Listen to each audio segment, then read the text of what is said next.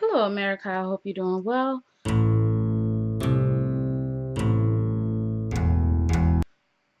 Welcome to my review of Love After Lockup, Season 2, Episode 37. Next week is the season finale. I am very tired.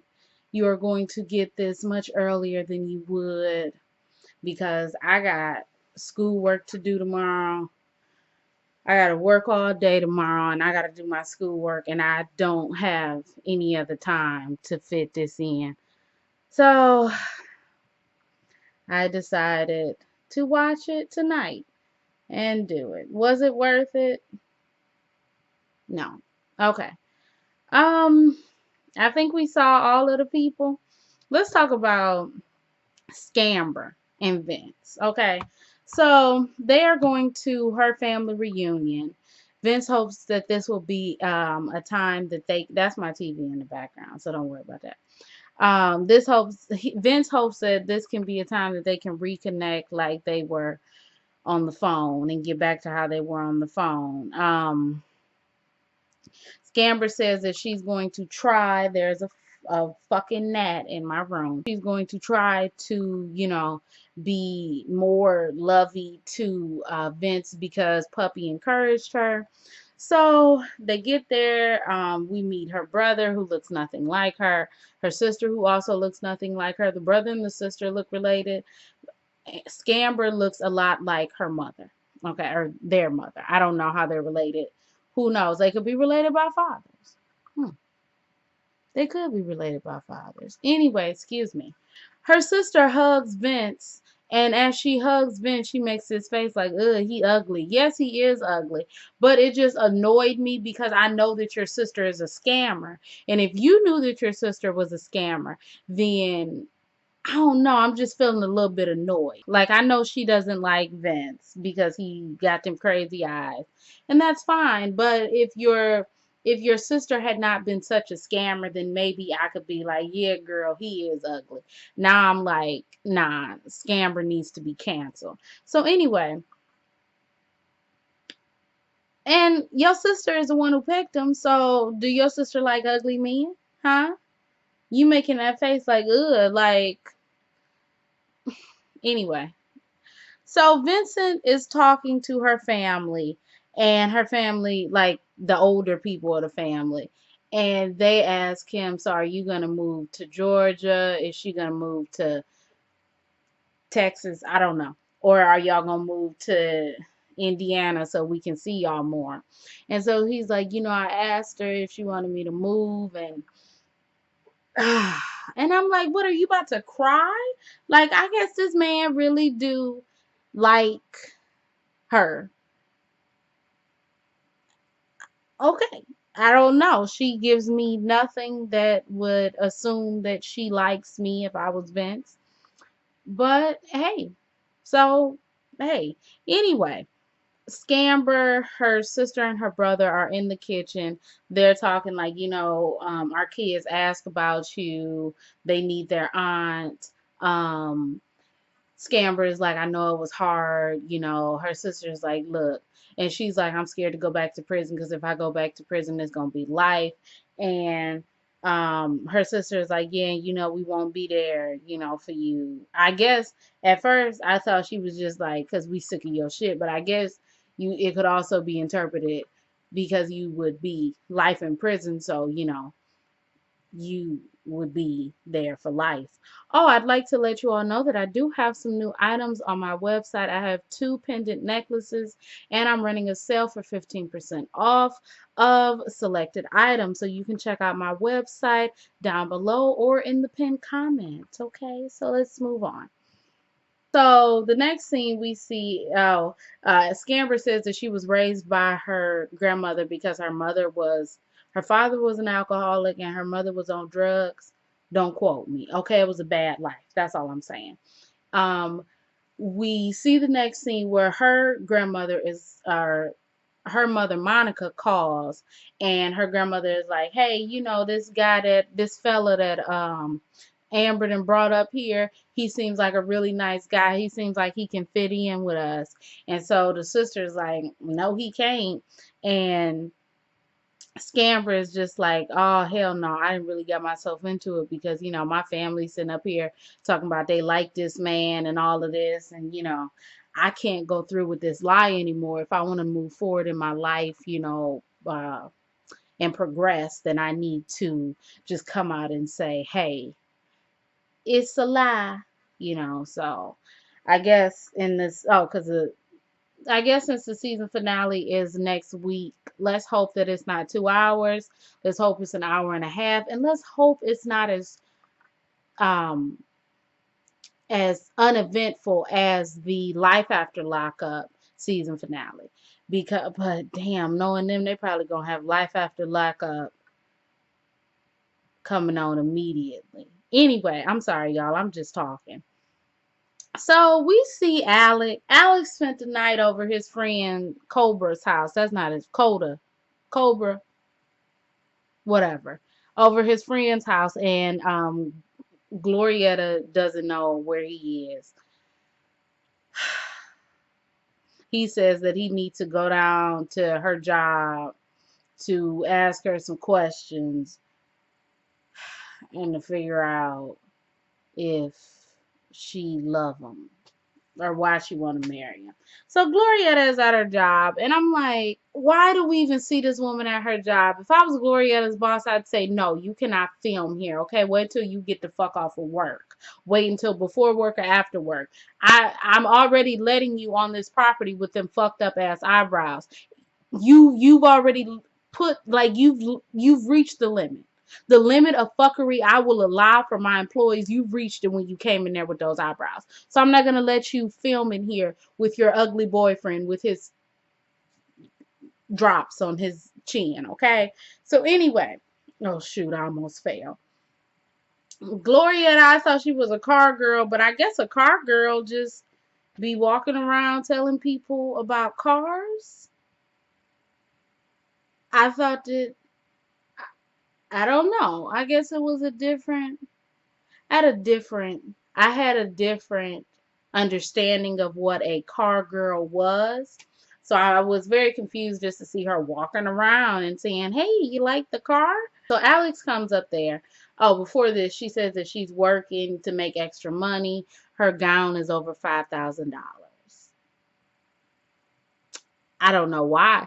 Larissa got a Goodwill gown, and it looks better than a lot of these gowns that I see, especially Lita's. I don't know why I was thinking about Lita earlier, but I was like, I wonder what they doing in their life. Anyway, so Alex comes in and he's like, why you want to get married to me, or why do you love me? And she says, I love you for you. And he's like, nah, I don't like that. Like, what do that mean? And when she had kissed him, she was like, oh, you got some lipstick on you. And he was like, yeah, because you wear a lot of lipstick.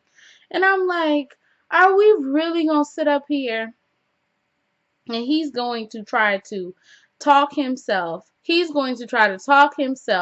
out of this relationship? She said, I love you because, you're handsome and you're there for me when I need you, and some other stuff. And he's like, why do I feel like you bullshit me, man? Why do I feel like you're not telling me the truth? And I'm like, Alex, you're ugly. Oh, I'm sorry. That's mean to say. Look, I'm getting a little sleepy, y'all. Let me say this. I took out my contacts.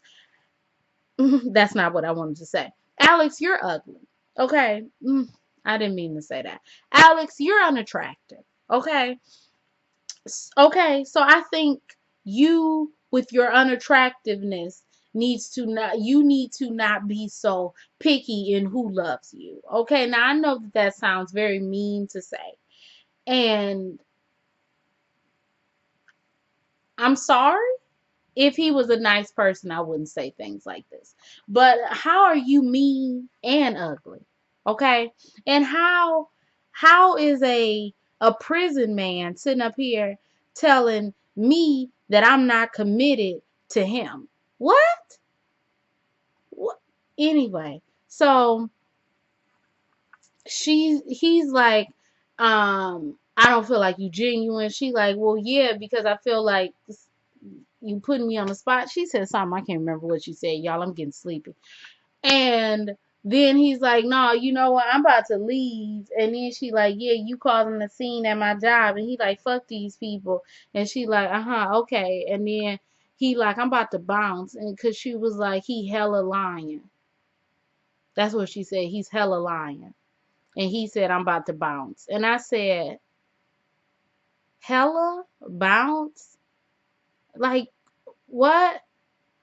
What did he say? His stilo? Like, what the fuck is going on? What the hell is anyway? That's the end. You know, she does want to know why he's acting like this. But I mean, you could have asked him when he was there, but I guess they're gonna say that for the season finale. So okay, let's move on. I am extremely tired. Okay, y'all. I don't know why I'm so tired. I do know why I'm tired because I'm tired. Okay, so we see Daniel and Lizzy. You know, they're fianced. They're in love. They love each other. Things are great. I have cat hair all over this thing. Oh my gosh. They love each other. Um, he says that they feel like they're bonded now. Lizzy says that this really feels like he wants to be with her. Um, they need to now devise a plan to tell his mother that they are married, that they are engaged. So they're in the car talking about how they'll pay for a wedding, and she's like, you know, a wedding is really expensive, and he's like, yeah, you know, it's really hard to pay for a wedding when you don't have a job, and it's really hard to pay for anything if you don't have a job. So I would assume that a wedding would also be hard. Okay. So I'm like, is this manufactured TV drama? Because they get to the mother's house and there are like 95 people there helping in the yard. If you hear some noise, I got a man that's living in my house. I don't know where he came from, but he living in my damn house and he making all this damn noise. It's like a whole bunch of people helping with the yard. They like, oh, we can't do it now. It's too many people around. And I think Lizzy goes over someplace and then Daniel and Teresa are talking. And Teresa's like, so how did she like the ring? And he was like, she fucking liked it, okay? And I'm like, it wouldn't be no too many more than fuckings around here, okay? Let me tell you something, okay? Let me tell you something. I wouldn't be opposed to my child cursing around me when he or she is like, you know, grown, because, you know, I'm going to be cussing around them. But don't be cursing at me and don't be too many more of them fuckings and them. What the fuck do you want to know? I'm going to pop you in your motherfucking mouth. So he's getting angry, and the only reason he's getting angry is because he feels guilty. Oh, hello? Hello? Hello? What's going on? Y'all, we in the Twilight Zone. What the fuck? Okay. Hello, I'm back. The only reason he's getting so mad is because he feels guilty because, you know, he lied to his mother. And so she's like, you don't have to chop my head off. I just wanted to know what was going on. I wanted to know what was, you know, chillaxing, what was happening. And he's like, okay, you know what, Lizzy, I can't do it no more. So I might as well just come out and say it. And Lizzy was like, no, don't come out and say it. And he's like, I asked her to marry me. And then Teresa was like, okay. And she went and gave Lizzy a hug. And she said, are you sure you want this? But then Teresa had the nerve to say, I haven't seen anything that shows me that Lizzy is good enough for my son. And I said, your son that was in jail? Look, your son could have all the greatest qualities. But let's talk about what's on the surface, okay? Your son does not have a job. Did your son graduate high school? We don't know. Your son is not in college. He's not in school. He's not in a trade school. He's not getting his GED. If he doesn't have his GED, your son doesn't, did I say he don't have a job? He doesn't have money. Your son has very poorly drawn tattoos. Your son looks like Steve Smith. Your son your son, did I say he just got out of jail? Did I say that? Your son just got out of jail. So it's really hard for me to sit here and say, yeah, Lizzy doesn't have the characteristics that I would want for a person to be with my son, because your son isn't someone who could go like like who would be good for your son. I was just really confused when she said that, because I was like, ma'am, your son is a criminal. Okay. But that's the end of their story. Cheryl's sister, whose name I did not get the entire time, and the man who lives with me just told me that he burned the cookies. The cookies have been burned. Cheryl's sister comes to visit her and to meet Josh. Um, her sister is a correctional officer, so her sister has bad opinions, or has strong opinions about inmates. So her sister asked, "What is Josh doing?" And Josh is working with some roofing. He didn't got a job, and Josh's face looks out. He's not cute to me, but I could see how he could be cute to someone else. Josh has. Josh is like a white boy cute, if that makes sense. Like, he giving me like, I don't know. He giving me like, if he was 21 with a face like that and had a good body, he might be on the TVs right now, and not in this capacity. He got a good face. He got good bone structure. Something about Josh, I was like, you're not cute to me, but you could be someone else's stilo. Okay, so that's what he was giving me that. So anyway, the sister is like, where do he begin? Where his paycheck's at? She like, he ain't got a paycheck yet. He gets paid bi-weekly, so he gonna get paid at the end of this month. Um,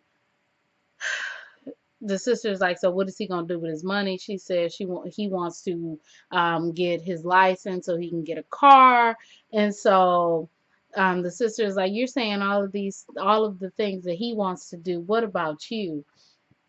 And Cheryl's like, I mean, but that's his money. And she's like, but if y'all are gonna live together, then it's gonna be y'all money. And like, have you been giving him money still? And she's like, no, I haven't given him money because I'm helping. You know, it's it's been more than I thought it would to be out here. And her father and mother have her children, so she has to give them money because I ain't raising your kids, not on my dime. Her sister says Cheryl doesn't seem happy in her confessional, and then she says to Cheryl, that he could be just using you, well, he could have just been using you to, put money in on his books and do all of this and do all of that. And, once he get out, which he's already out, but he could disappear. But I was like, he ain't disappeared yet, but whatever. Maybe he's gonna disappear after the show is over. So she doesn't understand why her sister is dating a man like this. So Josh, Cheryl, and her sister all meet up to be introduced to one another. And her sister is like, so you gonna pay for it? And he like, yeah, I'll pay for it. And he like, you trying to get the $50 one? Cause I pay for it. And she's like, okay, I'ma do it. And I was like, this is when I see Josh's face. I'm sorry, y'all, my eyes. This is when I seen Josh's face, and I was like, okay, his face, he got like a symmetrical face. He looks 100% better than he does in those confessionals. So I'm very confused because the confessionals, maybe it's the lighting, maybe it's something, I don't know, but he looks completely different. His skin is clear, he glowing. I'm like, damn, nigga, what you doing? He looks okay. He looks okay. She's like, the sister is like, when are you gonna pay off your restitution? He's like, well, they add a 12% yearly interest to it every year, so I probably never pay it off, but that's what the man wants you to do. He don't want you to pay it off. And so the sister is like, and then she sees that he has a watch. Cheryl then says in her confessional that she's given him about $2,300 since he's gotten out of prison because he hasn't had anything. So she sees the watch and she's like, oh, that's a pretty expensive watch. And then Cheryl is like, you don't have to sit up here and talk about the things that we buy as a couple and blah blah blah. She said something. And then her sister is like, girl, you need to lower your voice. But let me tell you something. I'm gonna walk on up out of here. You sit down with your little felonious boyfriend, okay? So the sister gets up. Cheryl gets mad, and she's like, "I'm not about to let nobody come for you." And then the food comes out, but then they all get up, and I'm like, so nobody is eating the food, and I'm very convinced that no one ate the food because Josh went back in and got a to-go plate of the food, but the sister's food and Cheryl's food was still sitting there. And I'm like, that's no, no. So Cheryl is like not facing her sister, but she's like, I had a hard life. I used to be a drug dealer. I used to be a drug addict, a stripper, but she's come so far in 5 years and she doesn't doubt that Josh can do the same. And she says in her confessional that she was drinking by the time she was 14. Then when she was 18, she turned to stripping so she could make some money. Then within a week, she was doing cocaine. Within a week after that, or within a month, she was doing pills. And life was crazy. The reason why she changed her life around was one morning she woke up and she was in the dressing room of the strip club at 8 o'clock because she had been passed out from all the Xanax and alcohol and cocaine. And I was like, GD, okay? Her sister is like, I know that you've been through a lot. I just know that you can get better than Josh. Josh is a little bit angry that her sister keeps judging him, but he knows that she is around a lot of types of inmates and some inmates who don't want to change. So, her sister says that she knows that Cheryl has had a rough life. She says it's in her confessional, and she doesn't want to see her go down a bad path in life all over again. Now, at this point, my what I usually watching on Philo started messing up. Like it was like she's been going like she's had a rough life, and then it was just like low. So I had to watch it on another thing, and I'm so glad because I was just about to chalk it up and say y'all about to get 32 minutes of the episode, and then somebody tell me what they said below, and I talk about it in the comments because I was real perturbed, as my mama would say. So anyway, her sister's like, you know what, I'm done. I'm about to leave. So she started walking off. Cheryl's like, if I wanted to do drugs again, I would. If I wanted to do cocaine again, I would, boo boo. And so her sister's like, she just really don't get it. I'm not talking about Josh. I don't know Josh. I mean, it's just like you're putting Josh ahead of your family, and she's like so much in love, and she's like blinded by the love, and it's pathetic. Okay.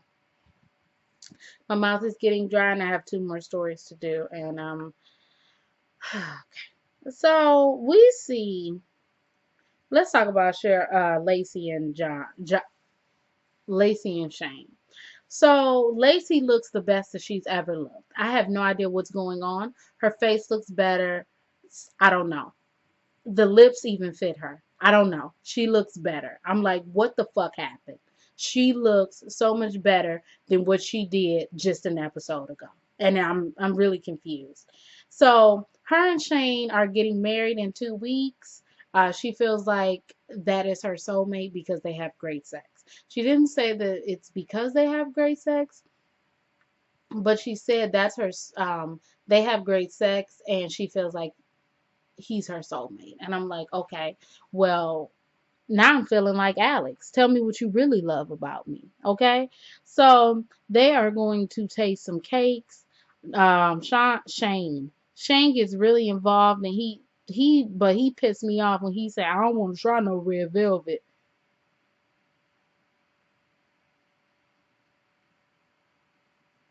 You could tell you young. You could tell you real young. Because you must be out of your ever loving mind if you don't think red velvet ain't gonna go.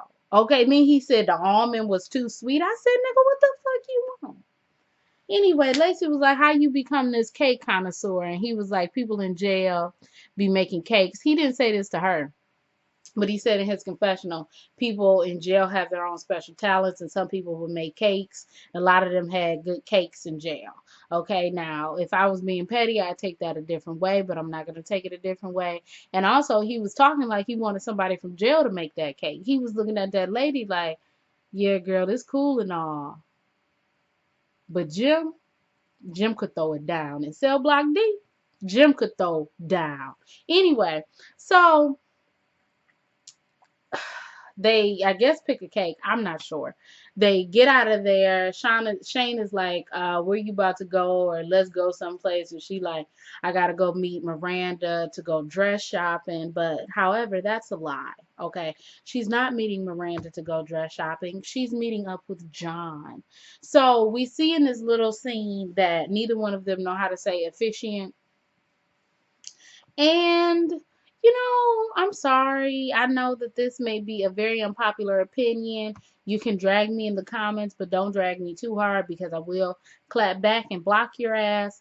Um, they kind of seem like a okay couple, not a cute couple, not like, but they just don't seem, I don't know. They seem okay together. It's, of course, like, duh, we only see like 2 seconds of them. But like it just, I don't know. It just didn't, I don't know. I don't know how to explain it, but it didn't seem like, oh, Lacey, this is a bunch of bull. It didn't seem like that. It didn't seem like a big pot of hoopla. Okay. So next thing, she pulling up to John. John got on them sunglasses that cops be wearing. He's working on something, and she says she likes the glasses. He says she look good. She's like, hey, I need you to take this paternity test. He says, okay, I'll take the paternity test. I'll be happy if I'm Marlo's father because Marlo is a pretty cool kid. Um, she tells him that she's getting married. He's like, what? Why you getting married? He young as hell. That young ass boy can't help you or the kids. She's like, okay, well, I'm about to go. You can walk me to my car if you want to. And I'm like, why would you want this man who was just, anyway, he walks her to the car. He's like, let me get a kiss. She like, no, that would be inappropriate. And he's like, don't get married to this man. She's like, yeah, I think I will get married. And then she's like, okay, I'm gonna text you and tell you what the results say. And then she leaves. That's it. So who we got left? Y'all know who the hell we got left. Angela and damn Tony. Okay. Angela gonna say welcome to your new home. I can't welcome to your new home. I can't get it. I'm a little tired. And they sit down and she wants to know everything about Michelle or Michael, who, the person that was saved in the phone. He says that he does want to be 100% honest. Oh, how graceful. What's the damn word I'm looking for? How generous of you to want to be 100% honest with me. So he says the night that he went missing, he was with Michelle.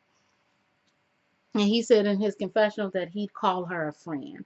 They met through him working at the hotel. And he says that the night he went missing, they went to go play basketball. And she's like, Tony, I know it was more than that. I can't get her voice, y'all, and I'm tired. And he says, okay, I went to get a hotel room with Michelle. And he says, I did it because I've been locked up for so long. And if she was the first woman to show me, like attention. And so I grabbed it.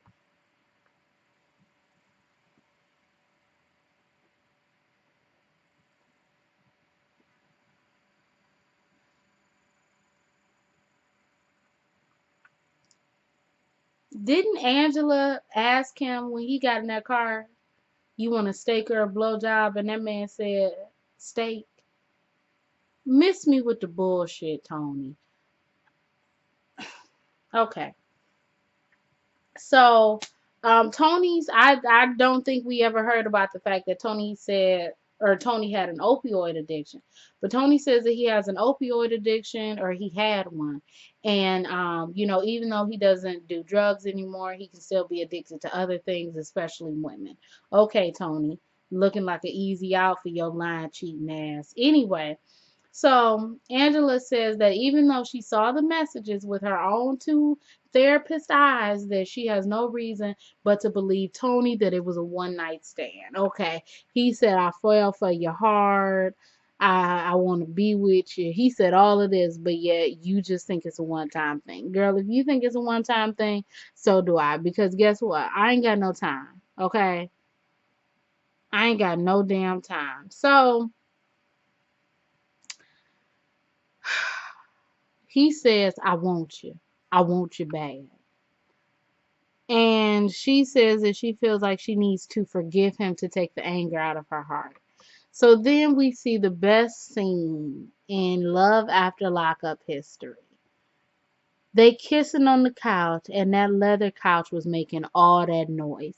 Y'all, what that leather couch was making so much noise while they was mm, mm, mm. Tony, and you know Tony full of shit, because Tony said, I know how to make Angela happy. You know, a little kiss here, a little kiss there, a little affection, and it's gonna be a good night. You're a therapist, Angela. So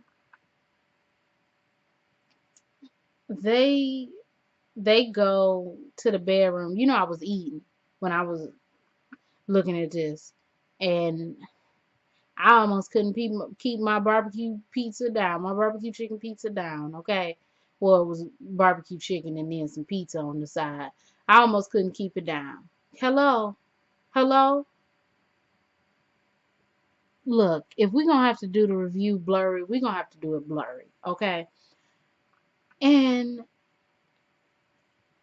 I think Angela said, "Oh, you feel amazing," and I was about to tap out but then they turned it off because I was like, "It's too much for me." So they laying in bed kissing. Hopefully, Angela, but it don't seem like it. But I was hoping that Angela would get her, her clear head after having done the deed that she needed to get her clear head. But I guess she didn't, because then she said, I got something to show you. She went outside and showed that man the bike that she bought. And then they go back in the house. She says that her sister Donna Faye is coming to see them, and her sister says a lot, so whatever she says, she may just say. So he says, well, I mean, but it'd be better because, I'm here and you don't have to tell them that I'm in jail. And I was listening to him talking. You know them people who be talking but don't say shit like Kanye? That's how he was sounding. Like he was saying all those words and I was just looking at him like, but what does it mean? What's the truth? What's really good? Like anyway, y'all, he says, is that line, that omission, and she said, don't be omitting nothing, okay? Don't omit. I hear my cat trying to open this door. Don't be omitting nothing, okay? Let me tell you something, bitch, because you can't be omitting nothing with me when it comes to these ladies. And Tommy says, I understand and I'm gonna be here for you, but I want you to remember that I sacrificed a lot for you. And she like, what you sacrificed for me? He said that he was in California he was on the West Coast at a prison. Then he transferred to Mississippi to be closer to her so she could visit him. And he said that if he was in California, he could have a house within a month. So, um she need to be a little bit more grateful. He said basically what he said with his ugly ass is that okay. He said I'm gonna give her 3 months, and if she keep talking about the fact that I betrayed her, that I cheated on her, then I'm gonna have to. It's gonna drive me away because I ain't trying to hear all that. Anyway, I'm done. I'm really sleepy. Um, I'm so forever thankful and glad that this is going off next week. I don't know if Life After Lockup will come on anytime soon. It don't really seem like it was off that long. who knows? If y'all have any shows, I'll leave that in the comment section. If y'all have any shows that are coming up that y'all want me to review, please let me know. Okay? Let me know. And tell me what y'all thought about this dumbass episode. Anyway, without any further ado, my name is Brielle. I make beats, I sing songs. Wait, what? If you all like this review, I forgot what I said. If you all liked this review, you can like, comment, and subscribe. You can follow me on Instagram, Twitter. Everything else you need to know about me will be down below. My name is Brielle. I make beats, I sing songs. If you like what you see, come on along. Bye.